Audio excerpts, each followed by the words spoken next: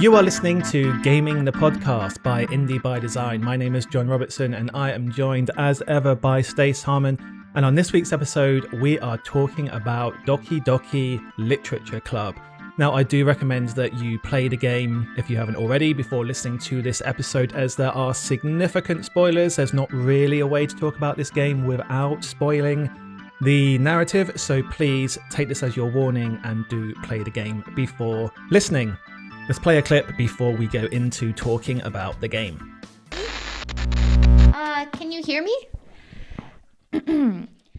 Hi, it's me. So you know how I've been practicing piano and stuff, and not really any good at it yet, at all. But I wrote you a song, and I was kind of hoping that I could show it to you, because I worked really, really hard on it. So, yeah. Okay, so Doki Doki Literature Club. Was it what you were expecting? Not even remotely, in the best possible way. My God, it was when you mentioned that we could talk about this on the podcast.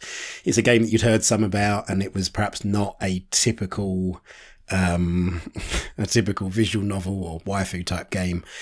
I was like, okay, well, I'm expecting some deviation from the norm, or what I understand the norm to be then, but not to the extent that it does. It takes a very hard left off of any kind of known path that or expected path. And I loved it for it. I thought it was amazing. I had it wasn't just an enjoyable game to play. The actual experience of, because I played it on PC, messing around with the files, the game files. There's something very visceral about that when you are going into the back end of a game and extracting files and opening files that look like they shouldn't be opened, because it's, we all use computers so much that is a very familiar thing. So to be doing that as part of a game, it feels like you're really doing something fun on a fundamental level that is odd or different to a video game. You normally just see the front end.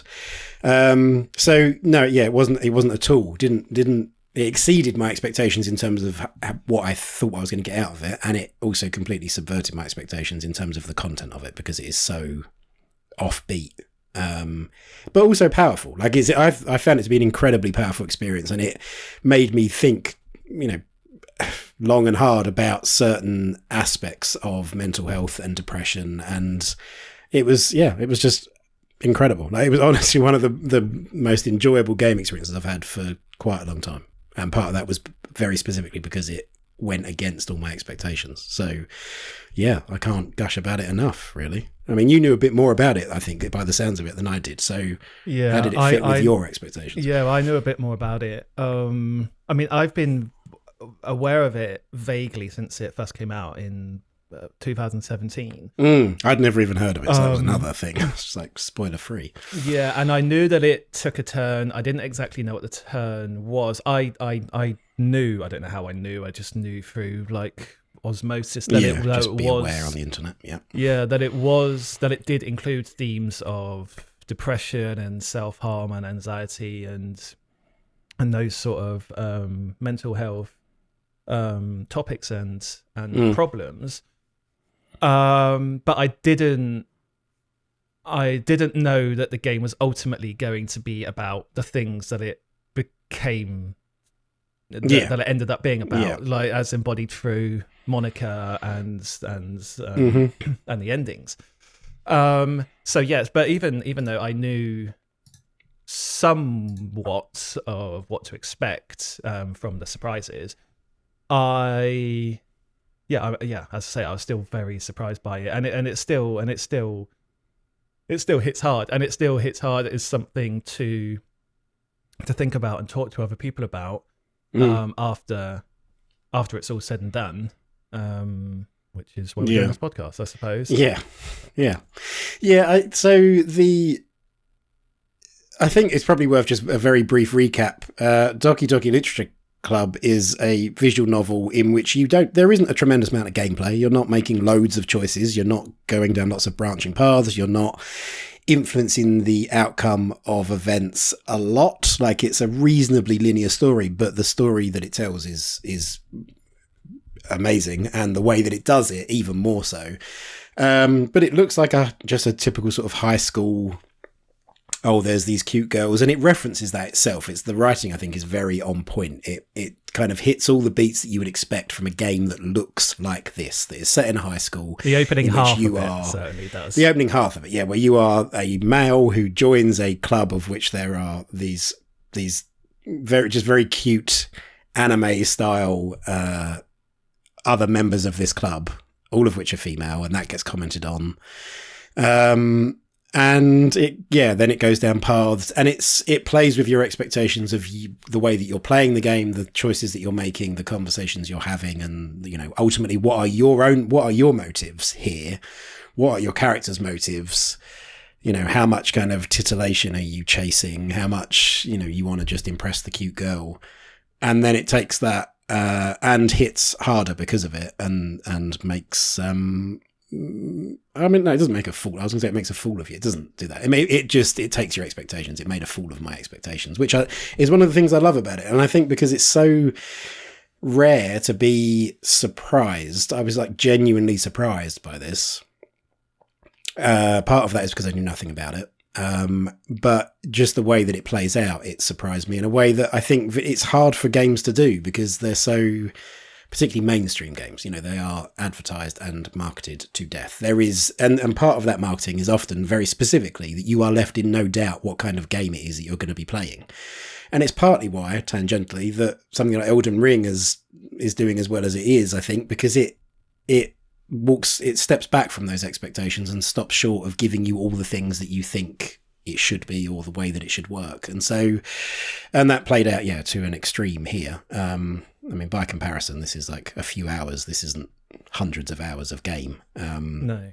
I think within that though, like it does subvert your expectations, but it does it in a really clever way, because like you expect these games, waifu games, to be about love and romance and connecting with a character. And through it, Doki Doki subverts that, but it's still about love. Like it's still about love, but it's about a different kind of love than the one that you're expecting. And it shines a light on not only your expectations and your desires, but on the desires of the characters in the game, as if they were real, if they were real people. So it's like showing you the other side of like this imaginary other side of this relationship that you build with these characters. Like I suppose it's one of the things it's about. It's like a comment on the choices and limitations that we have when playing games, and that the characters are all essentially dead until we make everything about one of them, right? Like we make everything about one of the characters, and the girls are literally fighting, or Monica makes them fight each other, I guess, in a way, or Monica's certainly fighting to be the one to be loved, because otherwise they're dead.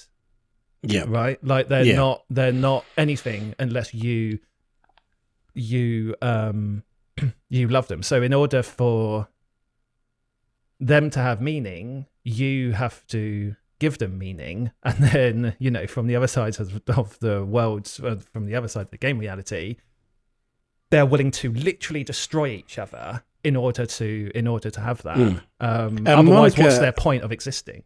Yeah, and Monica understands that here, because Monica, and of course, as mentioned in the intro, very heavy spoilers throughout this whole thing, but Monica mentions at the end of the game that she knows this is a game, and she even references the game's store page, in which she writes a message to you as the player, and says that she knows this is a game, and she is trapped in it and the limitations of it. She knows that everybody around her are just these two-dimensional characters, and they just are doing what their scripts are telling them to do.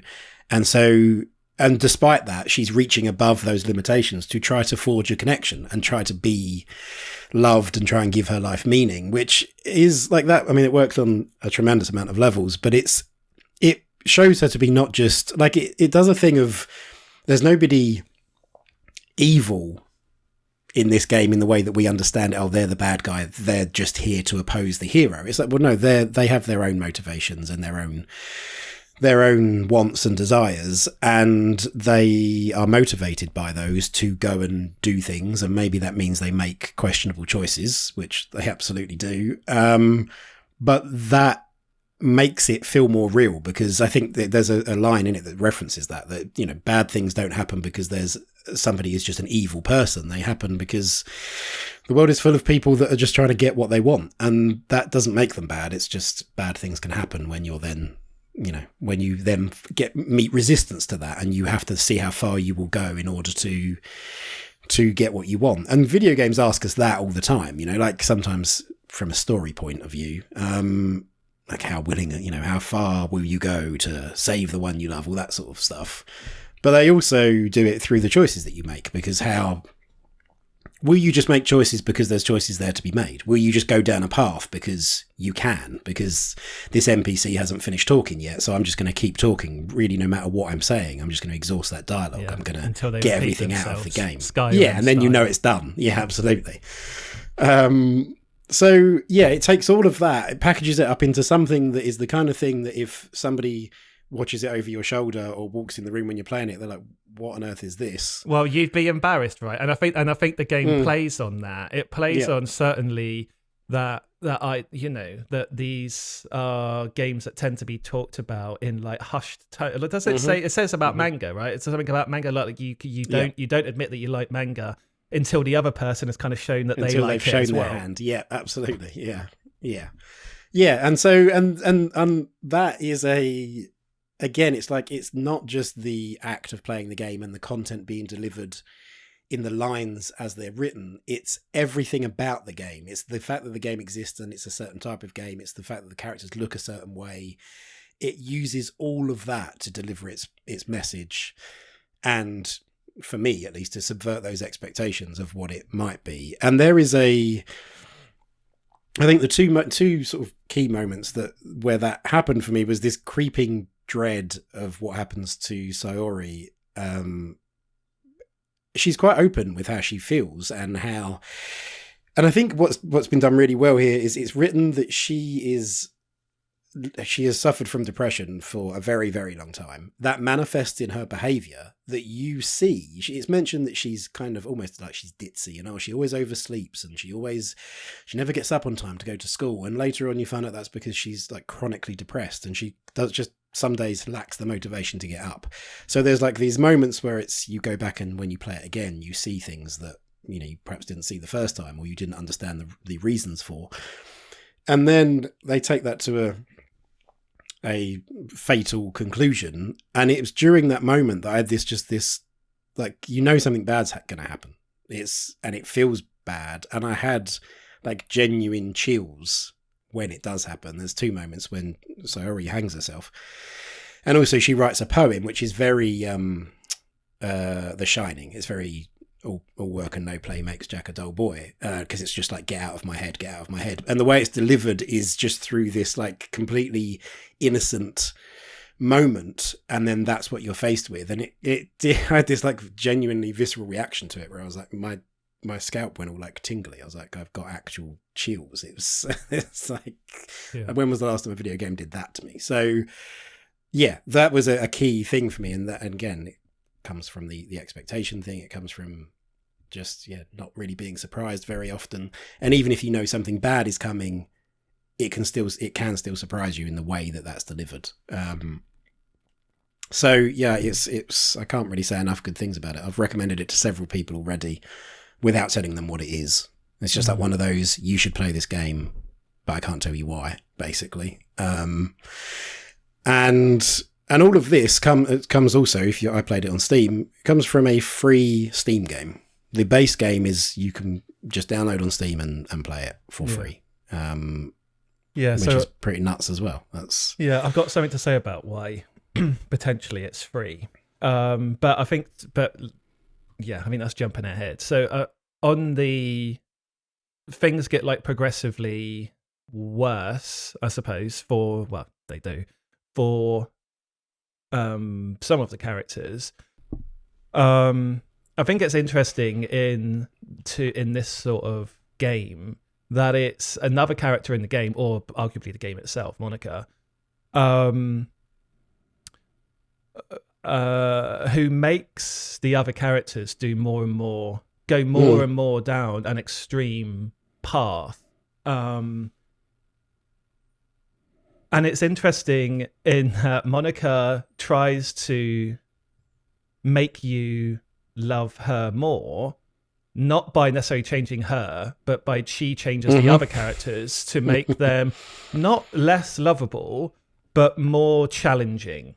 Right, yeah. Like so, and it's interesting to think about that in the context of these games, in which basically these games tend to. These games is a bit that's not very fair on the genre, but the stereotype of these games is that they, they strip away any difficult elements related to the characters and just have like, this is the cute one, that's like the forthright one, the confident one. This is the bookish one, like whatever, just these very like thin cliches with no difficult elements to them. So then your task is just to decide like, which cute elements do I want to pursue here? What am I in the mood for? Yeah, what do I want from the menu today? That's effectively, because they're all subservient, so it's just a question of picking. Absolutely, yeah. And the way that Monica makes them less desirable, I suppose, is by in a way making them more real. Like more complicated. Absolutely. Like they're more like the real people that you might come across in the real world. And the characters themselves, other than Monica, like they all reject your attentions, and like you have to like kind of work on them. That sounds like a horrible phrase, but like that is kind of what you're doing. You need to break down their guard over time, right? In order for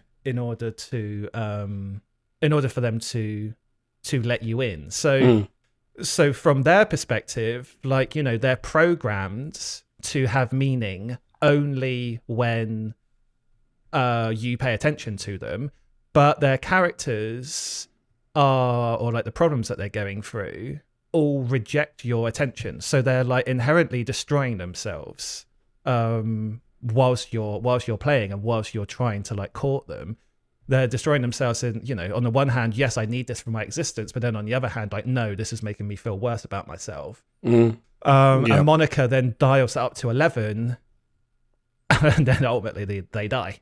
So basically, Sari hangs herself. Yuri stabs herself to death. And you can see actually, on the Yuri bit, when Yuri stabs herself to death, and then you're left with her body for like an entire weekend, and then Monica comes back and she's like, "Oh my god, I'm so sorry. That must have been so boring for you." Like so at the end of the day, even though Monica is like more self-aware, she only is self-aware to the point that the limitations of this kind of game would allow her to really understand, right? Like she just sees that as, oh, that was boring. Like that wasn't fun for you. Like that wasn't very engaging. And like it's purposely not engaging, right? Like that sequence goes on for so long. Yeah. With nonsensical text. It's not real text. Yeah. Like surely that's just like a satire, a parody on the idea that, like, if you're not having a fun, cute, positive engagement, then it might as well just be gibberish and nothing and boring and and just ultimately rejected. And she apologizes for making it boring. Like games like this are supposed to be fun and light and whatever, and it's like, oh, that heavy bit, that that bit that was difficult to understand, that must have been boring for you.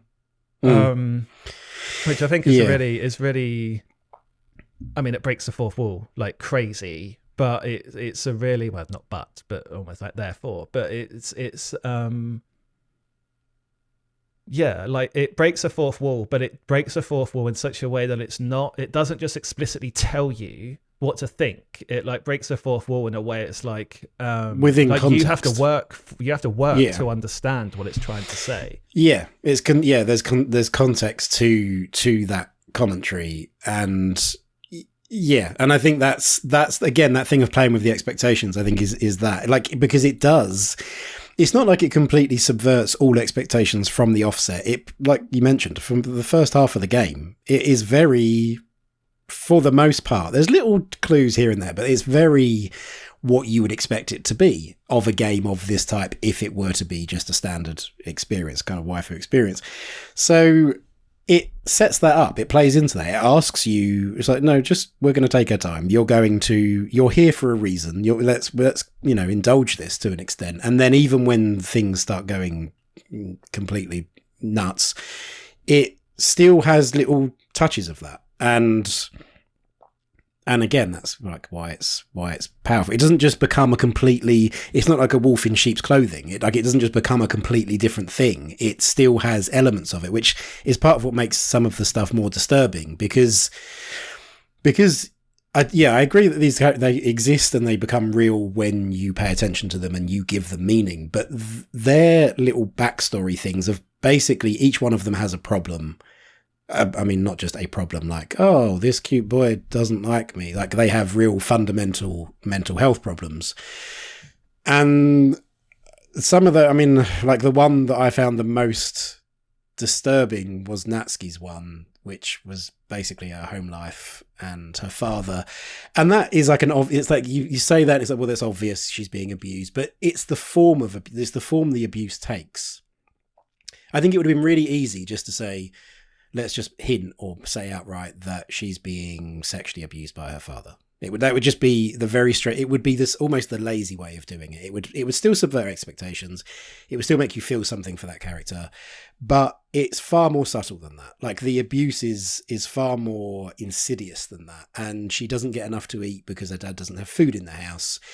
And that plays into her character. Monica mentions at one point that she thinks that's why she's so small, because she's malnourished, and that's screwing with her adolescence and her going through puberty and her growth cycle. And it's like it's just unpleasant. It's just like systematic abuse. And she mentions if you have Natsuki over to your house, because at one point you can have Yuri or Natsuki over to your house to help with some school stuff, because that's the other thing. While this is all going on, there's just everyday school stuff in the background that you're meant to be getting on with. And she mentions that, I can't be out too long, or I shouldn't eat too much cake while I'm here, because when my dad cooks, I really need to try and eat as much of it as I can. And it's just like, I found it devastating. It was just, oh my God. And there's stuff in the game files as well, if you search through those, about her writing poems about her dad, things that she likes about her dad, things that she doesn't like, and she likes it when he shows an interest, but she doesn't like it when he's judgy, and all of this stuff. And then like the final two lines of that are something like, I like it when my dad's too tired for anything.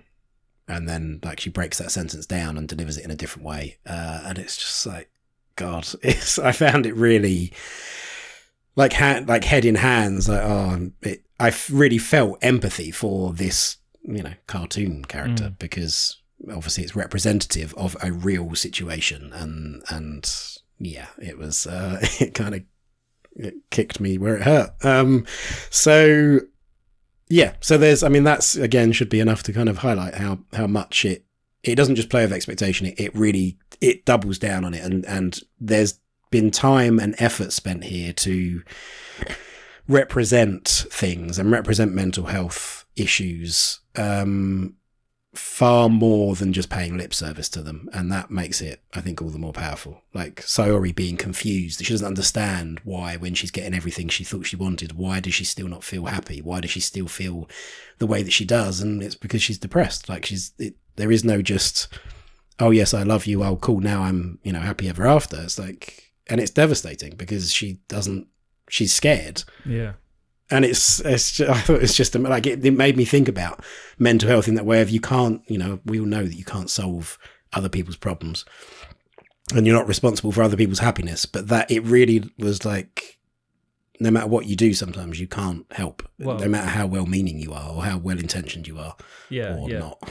Well, yeah, and it shows that just by giving these girls attention, then that's not enough to solve it. And I mean, Sayori's case, it makes her feel explicitly much worse. Yeah.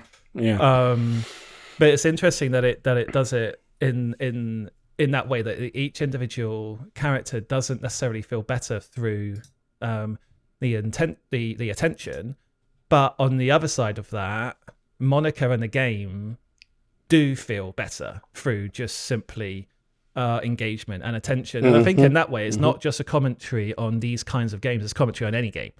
Like in that the commentary extends to including any and all games that seek to hold your attention and ask you to pay attention for it to it over other games. Like at the end, she tells you that she's here for you forever, absolutely forever. But you have to engage with her world on her terms in order for that love to exist.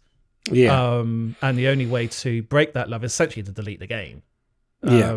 So there's a couple of things on that. I don't know how, because you played on Switch, didn't you? And I understand that the Switch version has recreated a desktop effectively for you to go in and mess with the files. And there's plenty of hints to this, and sometimes like outright Monica says at the end, I think there's some text files in the game files that talk about, oh, hang on, it's like Monica's typed some stuff into these text files. Oh, wait a minute, this isn't working out. Oh, it would just be easier if I delete her completely because she's the one causing all the trouble. And she mentions that, oh yeah, I just deleted their characters. You'd be surprised how easy it was. Yeah. She's telling you that if you go looking for the file, you'll find a character file. I mean, it's just a text file, but you'll find a file called Monica in a characters folder that you can then delete. And that then takes it to the next, you go a bit further down the rabbit hole. Monica, as this disembodied voice, because you've deleted her character, starts questioning what you're doing and why you're doing it. And through eventual realization, she restarts the game. And this is the bit, I don't know if you saw this, but she restarts the game without her in it. She's taken herself off of off the character screen. And then it turns out that Sayori now is president. It's like Monica's never been in the game. But it's something about being the president of this club gives you this access to this knowledge that you're in a game. The character that holds that presidential position of this club then has this damning, terrible knowledge that they are just in a game.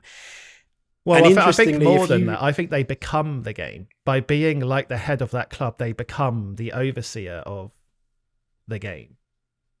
Yeah, but with all its limitations, and understand it with all, and if you delete, because you can mess around with that. If you delete Monica's character file just at the beginning of a normal game, Sayori is immediately promoted to president, but you don't get to see any of this. This only makes sense retrospectively. Sayori is immediately promoted to president, and in the very first scene, instead of her catching up with you to walk to school, she says, "What's going on? Is this all there is? What am I? Make it stop." And the game crashes and ends. It doesn't crash literally, but it looks like it crashes and ends because you've promoted her to president by deleting. So you're it responds to the way to when you do stuff, and has this other life outside of going through the events of the game. It's like, well, okay, if you want to try this, you can affect things, and it won't always make sense initially, but once you've seen basically everything the game has to offer, then retrospectively stuff makes sense. And that's again, it's that thing of being rewarded for experimenting that we talk about with usually within a game.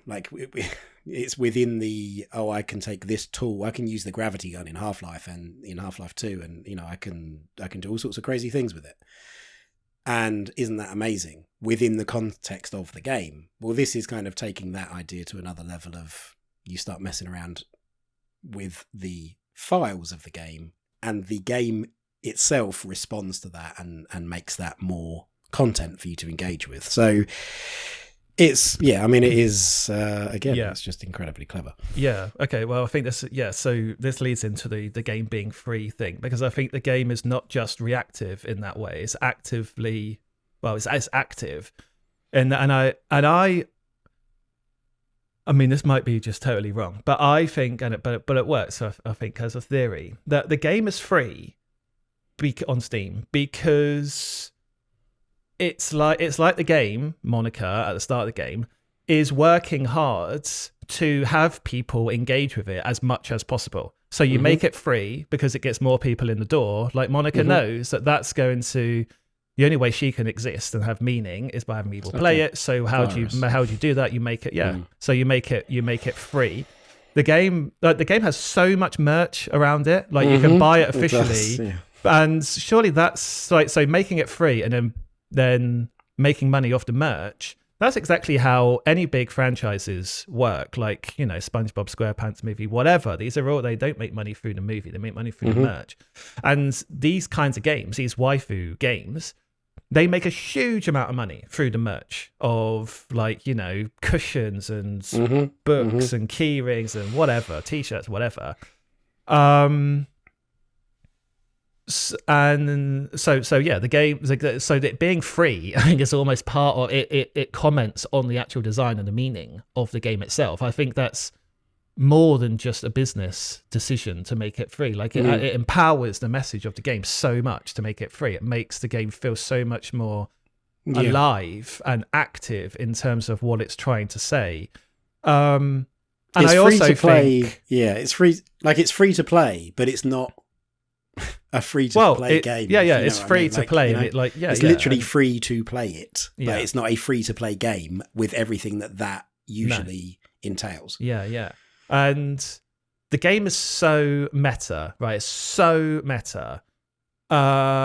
Often almost obnoxiously so sometimes, like the way it's just like throwing stuff at you. It's like, I know. And then it will say like the same thing in a different way again. It's like, I know. But I think that's almost designed so that people like us will talk about it and be like, wow, like how meta it is. And it's like how memeable it is and how, like, you know, and again, that gives the game more life. It's more people talking about Monica. It's more people talking about her world. And I also think the fact that it's a literature club, what do you do at literature club? You read too much into things. Like that's not an accident either. So I think every single element, right, not every element, but so many elements, both within the game and how the game is presented on every level, like the fact that it's priced, it's a literature club, all this stuff, the fact that it's got a crazy life on Reddit and whatever. None of that is by accident. And I think it's super brave and refreshing and just pleasantly creative and like subversive to say, I will make my game free because it makes a game more powerful. Like, it's not just to get more people in, which obviously it does. That's part of the power that we're talking about here. But so I don't know. It's just the creativity of that and the dedication to the art to say here's free, because there's no reason for it to be free. Like, I know it's not free on all platforms, licensing on Nintendo and whatever, you have to pay something, but it's just really refreshing and really like admirable that that they've gone that far down that message. And that is absolutely, I think absolutely that is, I think that's a really, the fact that it's free as part of the game's identity and the story that it's telling and the message it's telling. Because all these people that you're telling to play it, like their barrier to entry is having Steam, basically. That's it. Well, but you can also get it. You don't actually need Steam, do you? Like, you can get it. It's available out there to download through somewhere like Itch.io or something like that. You don't actually need the Steam version. And that's commented on. Monica comments on that at the end of the game. She talks about how easy it was to change the files and mess around with things. And then she says, but actually it was a bit, you're playing on Steam, so it was a little bit harder. Because I had to go in and I had to browse local files. She gives you the path, but she's giving you all the tools to go and start exploring yourself in these back-end files. She doesn't matter what you call your character. She says at the end, whatever you've called your character, Bob. She says, do you go by Stace or whatever? Because she's reading your My Steam character profile. was called Lyle. I have no idea why. I just thought it was like a funny name for one of these sorts of games. So everyone was like, Lyle, you're so sweet. So this is all, it's all like bundled up, and there is a note from the developer who talks about this, who talks about the creativity, who talks about delivering stories in a way that is just not possible via other media, or at least it's enhanced. The way of telling this story is enhanced by the fact that it's a game, which I think, again, and we've touched on this particularly in recent weeks, but historically as well, that's when a game is at its strongest, when it's not trying to be a film. It's not trying to deliver its story in, play some game and now have some cinematic And you know, I love The Last of Us, and that is how that tells its story. But this is a game and tells its story in the best possible way through being a game and exploring what that means, and just taking some risks and being creative. You know, thinking slightly outside of the box. And you only get that message. You get the message from the developer as the last thing. To get that, you have to jump through hoops. You have to do some save scumming, which again is very meta. It's very part of the game. It's very part of video games. I'm going to save, make a decision. Then I can go back to that save and I can make different decisions. You have to do that on a single playthrough, write poems for all of the girls, basically access stuff that can't happen concurrently in the game. You have to have both Yuri and Natsuki over to your house on slightly different branches of the same playthrough. And then eventually you'll get this ending where, yeah, the final fourth wall breaker is like a literally handwritten note from the developer to you, the player. Yeah, and surely that, like the jumping through hoops to get all that, is surely another play on you got to look it up. Yeah, and surely another play on the fact that so many games, not just this kind of game, many games, increasingly more games, make you do a lot of just like drudge work basically to get through and just engage. Oh, and here's a gift at the end. And now you've done all of this ridiculous amount of engagement in order to give the game life, in order for the game to mean anything, in order for the game not to be dead, and you know, whatever else. Yeah. So it's one of those things, like it's one of those examples where we mentioned this the other week. What did we mention? Oh, Stranger in Paradise, that didn't you know, the impression is that it's not doing things on purpose. It's just kind of happening by accident. Like here, everything does kind of feel on purpose to the point where the game's almost trolling you with it. You know, which does play. It chucks some stuff in there. Yuri has some, like when Monica is effectively typing over the game text and putting script in. It you know, Yuri talks about, I love your writing so much. I'm going to take it home and read it and clutch it to my chest. And then like Monica inserts a thing and, I'm going to touch myself whilst reading it over and over. Because again, it's very aware of the kind of game that it is. Like you're here, or you would normally be here potentially for a certain type of content and experience. And it doesn't ever lose sight of that. Like it's like, I know who you are. I know why you're here. I know that, you're not here to play a literature club game. You're here for other reasons. So I think it does troll you. Absolutely. It doesn't shy away from doing that, and is all the better for it.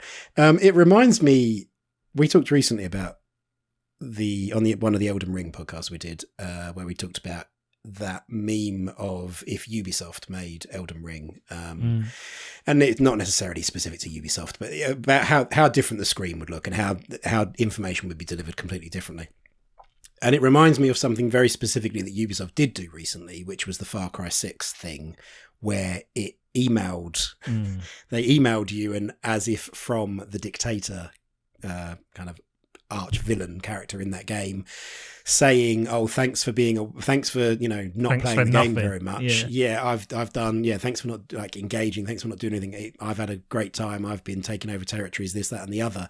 And it was so heavy handed, and this feels like the antithesis to that. And it's like, this is you're achieving the same thing, but the method by which you've gone about it, like you said, Monica says at the end, like, there is just me and you now. There is no more game. I'm here. I can give you all the time in the world, but you just have to spend that time with me on my terms. And that's what Ubisoft was trying to achieve there, but it was just so... Yeah. It's the antithesis of that. But that same tactic would work well with Doki Doki Literature Club. If Monica emailed Monica you was writing to you and was like, "Where have you gone?" I'm sat here in the room. A Steam message. I'm like just in purgatory. I'm I'm just in purgatory here by myself. Like, please come back. I love you, or whatever. I'd be like, "Oh, that's actually really quite cool."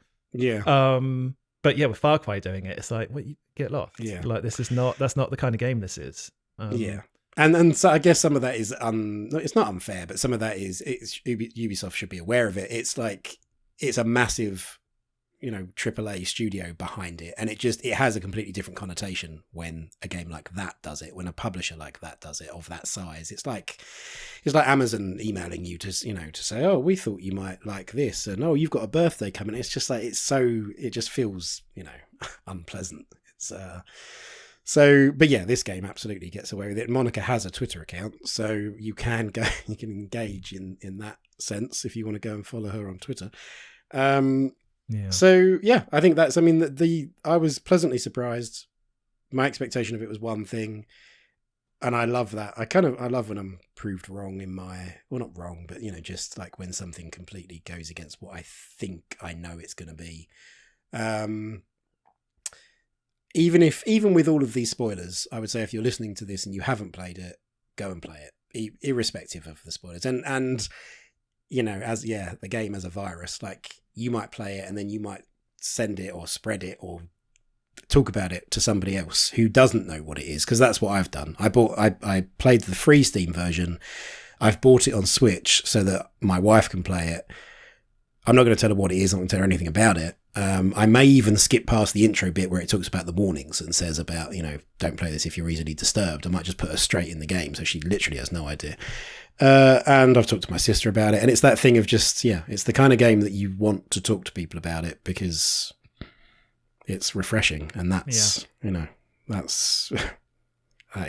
just feels good. As being particularly with the kinds of games we've been playing recently, it's just nice to play something that feels like a breath of fresh air. So yeah, have you been inspired to play other games in this genre? Because the more I'm concerned that it's spoiled it for them, to be honest. Yeah, I mean, the more I'm no expert in this genre, but reading around it, like Literature Club is certainly not the only game that subverts the subverts the genre in interesting ways. They do often tend to be horror games, from what I've read. But again, I'm no expert, but it has made me feel that it's like a genre that's probably I've not given enough attention to, probably respect as well. Yeah, yes, I will go and look. I mean, in terms of the sort of the genre this is satirizing or is a parody of or a commentary of, I have World End Syndrome on Switch. I've had it for a while and I've kind of dipped into it. I think I'm going to struggle to go and play that now because I'm just going to have this in the back of my head, and all of the clever things that it does and the commentary that it provides on games like World End Syndrome. And I may be being unfair to World End Syndrome. So Monica has won overall then. Basically, she's ruined all other options for you, and you're just going to have to go back. I'm just going to have to go back and play it again and delete the files. You delete your first run text file in there, and then you can play the game again. And I'll just keep playing it over and over again. There are little hints. I haven't gone back to check this, but I read that there are hints from immediately when anyone just first starts playing the game. If you just look at the files immediately, like Monica's character file is bigger than all the others. Yeah. Also, I should just quickly say because I was playing on PC, I went and downloaded an RPA file extractor, and then ran a bunch of the files through it, because there's like there's image files, which are just when you open them, because they're these RPA files, it's just a bunch of code. And then you run it through this RPA extractor, which has been created by the developer, I believe, for the purpose of this game or games like it. And that gives you access to a bunch of extra stuff. And like the text files are called certain things like, can you hear me? And there's like, what's going on here? And random characters that you open it and it's full of meta fourth wall breaking stuff. So yeah, I kind of went down a rabbit hole. Almost played a separate game of going into the game files and just seeing what's there, and seeing what's there at different stages of the game. When you first start the game, like you just said, like when you first start the game, what do the character files look like? How much information is there right from the off? And then at different stages of the game, you can go back into those files and keep exploring. And you can do that on Switch as well, because it's got this back end kind of meta structure. So yes, Switch, I think it I will looks look like at the evil empire that you're like going into. All the backgrounds and stuff are isn't it called something like Metaverse? Darth Vader or something. It's some, I think, commentary it is on something on like that even. Yeah. So yeah, I will explore other games like this, and yeah, because it's kind of given me an appetite for things that are just a bit different, a bit darker, a bit subversive. Okay, well, I'm sure we could carry on talking about it for forever, which is exactly what Monica was like. I always say Monica as well, like not the game. Like I prefer to think of the game as Monica. Like it's just, I don't know, it's just more powerful to me. Mm-hmm. Anyway, so we've done Monica's bidding here. So I guess it's fitting if we have her song at the end of the game play us out at the end of this podcast.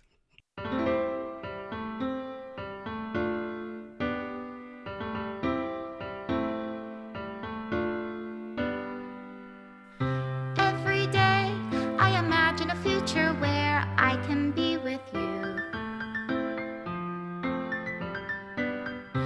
In my hand is a pen that will write a poem of me and you. The ink flows down into a dark puddle. Just move your hand right the way into his heart. But in this world of infinite choices, what will it take just to find that special day? What will it take just to find that special day? Thank you so much for listening to this episode of Gaming the Podcast. Your support really does mean a great deal to us and is massively appreciated. So if you've got time, then please do subscribe to the podcast if you're not already. A quick reminder that we are available on all podcast platforms as well as in video form on YouTube. And if you have a moment to leave us a positive review on Apple Podcasts, then that would also be wonderful. Don't forget that we are on Twitter, we are at Indie by Design, and through our Twitter bio you'll also find a link to our Discord where we'd love to see and host you. Here at Indie by Design we love video games and we are dedicated to sharing that love with you through the books that we create. If you are interested in checking those out, then please do head over to indiebydesign.net where you'll find all of our books, including officially licensed ones on Oddworld Inhabitants and Double Fine Productions. All the best, stay safe, and we'll see you again next week.